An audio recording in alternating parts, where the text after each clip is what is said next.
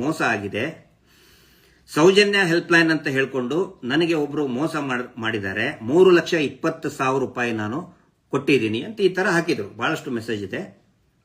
ಆವಾಗ ಇಮಿಡಿಯೇಟ್ ಆಗಿ ನಾನು ಅವರಿಗೆ ಕೊಟ್ಟಂತ ರಿಪ್ಲೈ ಏನು ಅಂತ, ಜೊತೆಗೆ ಮಹೇಶ್ ಅಣ್ಣನ ಜೊತೆಗೆ ಮತ್ತು ಸೌಜನ್ಯ ಅಮ್ಮನ ಜೊತೆಗೆ ಇರುವ ಫೋಟೋ ತೋರಿಸಿ ತಾನೊಬ್ಬ ಮುಂಚೂಣಿ ಹೋರಾಟಗಾರ ಅಂತ ಜನರನ್ನು ನಂಬಿಸಿ ಹಲವು ಜನರಿಂದ ಹೆಲ್ಪ್ ಮಾಡೋ ನೆಪದಲ್ಲಿ ಹಣ ವಸೂಲಿ ಮಾಡಲಾಗುತ್ತದೆ.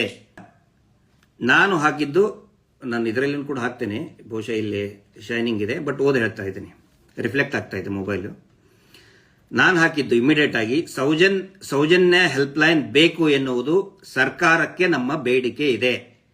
ಸೌಜನ್ಯ ಹೋರಾಟ ಸಮಿತಿಯಿಂದ ಯಾವುದೇ ಹೆಲ್ಪ್ ಲೈನ್ ಅಸ್ತಿತ್ವದಲ್ಲಿ ಇಲ್ಲ. ಸೌಜನ್ಯ ಹೆಸರು ದುರ್ಬಳಕೆ ಮಾಡಿ ವಸೂಲಿ ಮಾಡಿದರೆ ಕ್ರಮ ಕೈಗೊಳ್ಳಬಹುದು.